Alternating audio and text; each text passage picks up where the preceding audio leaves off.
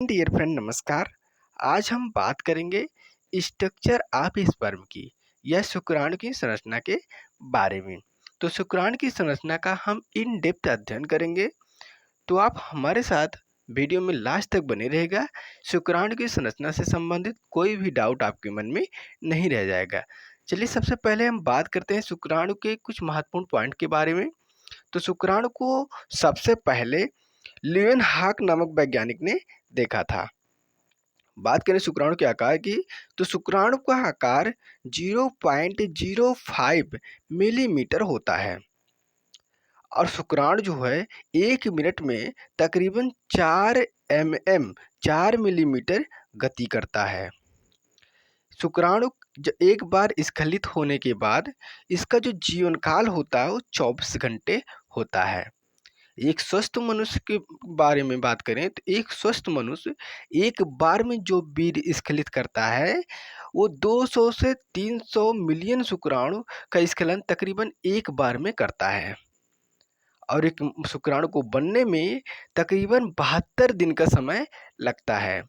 तो आप हमसे पूछेंगे कि अगर 72 दिन का समय लगता है एक शुक्राणु बनने में, तो सेक्स के दौरान अगर पर डे सेक्स किया जाए तो पर डे शुक्राणु निकलते हैं। ऐसा क्यों होता है जब 72 दिन में बनते हैं शुक्राणु? देखिए शुक्राणु की संख्या तकरीबन 200 से 300 मिलियन होती हैं और सभी का दिन अलग अलग होता है। जैसे एक शुक्राणु का निर्माण आज से होना शुरू हुआ, दूसरे का कल से, तीसरे का परसों से निर्माण होना शुरू हुआ, चौथे का चौथे दिन से निर्माण होना शुरू हुआ। तो जितने शुक्राणु पाए जाते हैं तकरीबन उनका समय अलग अलग होता है, अलग अलग दिन पे वो निर्माण होना शुरू होता है और एक शुक्राणु को बनने में 72 दिन का समय लग जाता है। जब जिसका 72 दिन का समय जिस शुक्राणु को बनने में कंप्लीट हो चुका होता है वो स्खलित हो जाता है, वो बाहर निकल जाता है। तो यहाँ तक आपको समझ में आया होगा। अब हम बात करें शुक्राणु की संरचना के बारे में। शुक्राणु को 3 भाग में बांटा गया है। तकरीबन 3 भाग पढ़ाते हैं आपके यहाँ बहुत सारे टीचर, लेकिन हम पढ़ाएंगे 4 भाग। 4 भाग में चौथा भाग ये होगा नेक यानी गर्दन होगा, जो कि गर्दन को कोई नहीं पढ़ाता है। गर्दन को ग्रीवा भी बोला जाता है। तो ग्रीवा को कोई नहीं पढ़ाता है लेकिन हम पढ़ाएंगे क्योंकि इसमें कुछ महत्वपूर्ण पॉइंट हैं। सबसे पहले हम बात करें हेड भाग की यानी शीर्ष खंड की। तो शीर्ष खंड में न्यूक्लियस, सेंटर में न्यूक्लियस यानी केंद्रक पाया जाता है। क्योंकि हम जानते हैं कि शुक्राणु एक नर युग्मक होता है और किसी भी ये एक सेल है, कोशिका है, अगुणित कोशिका है और कोशिका में केंद्रक जरूर उपस्थित होता है और केंद्रक में पाया जाता है डीएनए। केंद्रक में पाया जाता है क्रोमोसोम। क्रोमोसोम के ऊपर पाया जाता है जेनेटिक मटेरियल, आनुवंशिक पदार्थ। जेनेटिक मटेरियल का काम होता है कि वो जेनेटिक इंफॉर्मेशन को एक स्थान से, एक पीढ़ी से दूसरे पीढ़ी में लेकर जाने का काम करता है। सबसे आगे क्रोमोसोम पाया जाता है। एक क्रोमोसोम गाल्जी काय का बना होता है और गाल्जी काय की खोज कैमिलो गाल्जी ने की थी। एक्रोसोम से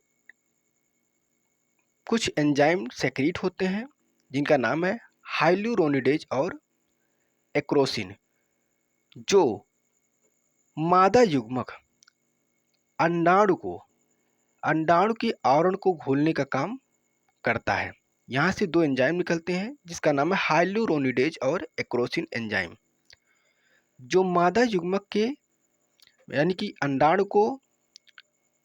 अंडाणु के आवरण को घोलने का काम करता है। अब हम बात करें नेक की। नेक में उपस्थित ग्रीवा की।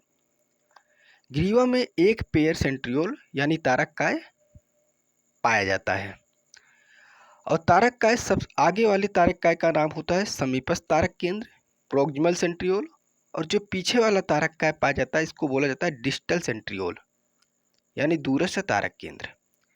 बात करें हम समीपस्थ तारक केंद्र की, तो इसका काम होता है ये क्लीवेज का काम कराता है, विदलन का काम कराता है। जब शुक्राणु मादा युग्मक अंडाणु के साथ फर्टिलाइज्ड हो जाता है, निषेचित हो जाता है, निषेचन के दौरान जाइगोट का निर्माण होता है, युग्मनज का निर्माण होता है। युग्मनज में फिर विदलन होता है, क्लीवेज होता है। क्लीवेज होने के पश्चात एम्ब्रियो यानी भ्रूण का निर्माण होता है। फिर भ्रूण विकसित होकर के एक न्यू बेबी का निर्माण करता है।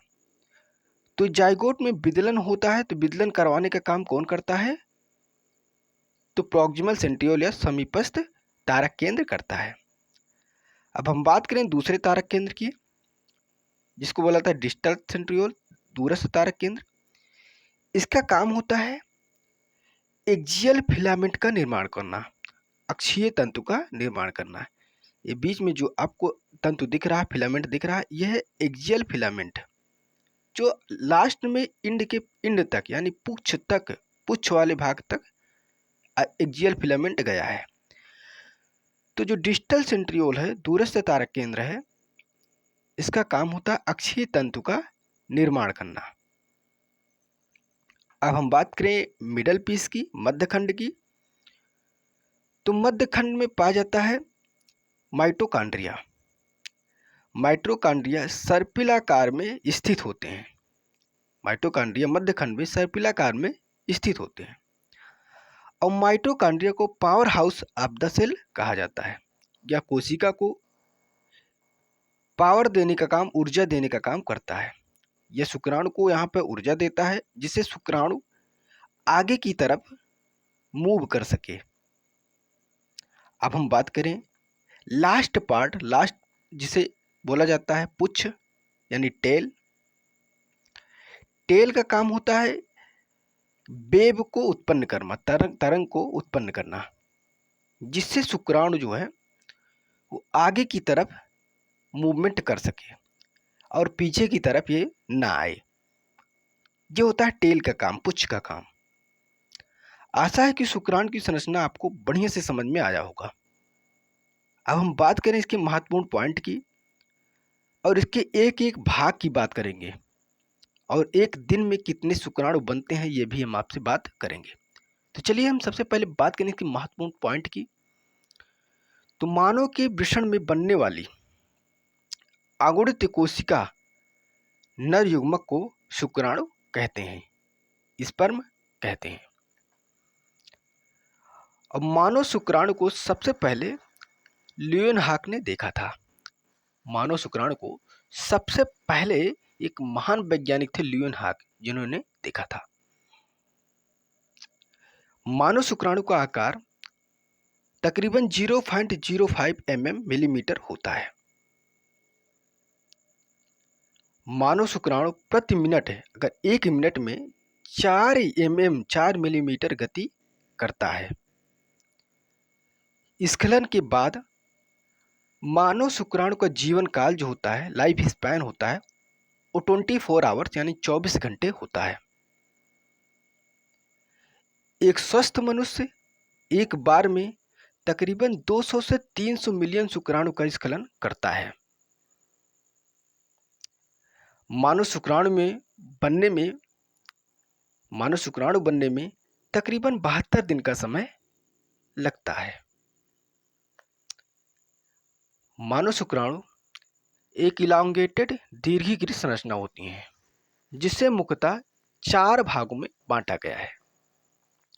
पहला है हेड यानी शीर्ष, दूसरा है नेक यानी ग्रीवा, तीसरा है मिडल पीस यानी मध्यखंड, और चौथा है टेल यानी पुच्छ। तो सबसे पहले हम बात करेंगे हेड की यानी कि शीर्ष की। तो शीर्ष का क्या काम है? इस भाग में मुख्यतः केंद्रक तथा क्रोमोसोम यानी गुणसूत्र होते हैं। सिर का प्रारंभिक भाग एक्रोसोम कहलाता है, जो गाल्जी काय का बना होता है, और गाल्जी काय की खोज कैमिलो गाल्जी ने की थी। गाल्जी काय का बना होता है, जिसमें अंडे के आवरण को घोलने वाले एंजाइम हाइल्यूरोनिडेज और एक्रोसिन स्रावित होते हैं, जो मादा के अंडाणु को घोलने का काम करते हैं। देखिए, एक संरचना है जो मादा का अंडाणु है, मादा का ओवम है, जिसे मादा युग्मक कहा जाता है। ये नर युग्मक है यानी शुक्राणु है, जो मादा युग्मक के ये आवरण को, अंडे के आवरण को घोलने का काम करता है। सबसे आगे पाया जाता है एक्रोसोम। एक्रोसोम में उपस्थित होता है हाइल्यूरोनिडेज और एक्रोसिन एंजाइम, जो मादा के आवरण को, मादा के अंडे के आवरण को घुला देता है और घुला करके अंदर की तरफ चला जाता है और निषेचन कंप्लीट होता है। अब हम बात करें नेक की, यानी कि ग्रीवा की। ग्रीवा का क्या काम होता है? तो इस भाग में एक जोड़ी तारककाय यानी सेंट्रियोल पाया जाता है। पहले तारककाय का नाम समीपस्थ तारककाय प्रोक्सिमल सेंट्रियोल होता है, जिसका काम युग्मनज को विदलित करना यानी क्लीवेज करना होता है। दूसरे तारककाय का नाम दूरस्थ तारककाय यानी डिस्टल सेंट्रियोल होता है, जिसका काम अक्षीय तंतु एक्सियल फिलामेंट का निर्माण करना होता है। अब हम बात करें मिडल पीस की, मध्यखंड की। तो मध्यखंड का क्या काम होता है? इस भाग में शुक्राणु के अंत तक एक अक्षीय तंतु उपस्थित होता है, एक्सियल फिलामेंट उपस्थित होता है। इसके चारों ओर माइटोकॉन्ड्रिया उपस्थित होता है, जो शुक्राणुओं को गति प्रदान करने के लिए ऊर्जा प्रदान करता है। अब हम बात करें टेल की। टेल का क्या काम है? तो यह शुक्राणु का अंतिम भाग होता है।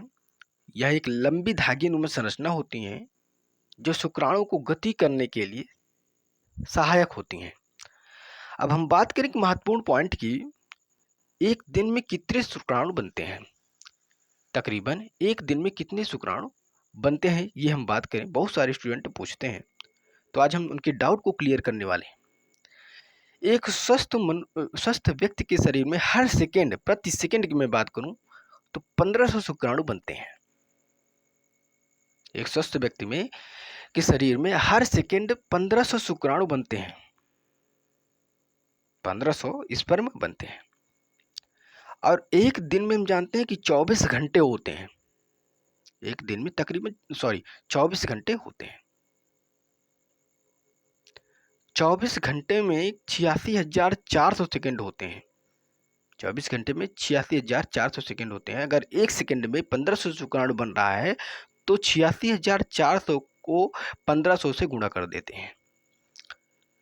मल्टीप्लाई करने के बाद रिजल्ट ये आता है, 12,96,00,000 शुक्राणु एक दिन में बनते हैं। एक दिन में कितने शुक्राणु बनते हैं? तो 12,96,00,000 शुक्राणु एक दिन में बनते हैं। तो आशा है कि आपको इस वीडियो से जरूर कुछ न कुछ सीखने को मिला होगा, जो अदर वीडियो में ऐसे इस प्रकार सीखने को ना मिला होगा। तो अगर इस वीडियो से आपको कुछ समझ में आया, सीखने को मिला, तो वीडियो को जरूर कीजिए लाइक और चैनल को जरूर कीजिए सब्सक्राइब। आप हमारे साथ लास्ट तक वीडियो में बने रहे, इसके लिए बहुत बहुत धन्यवाद।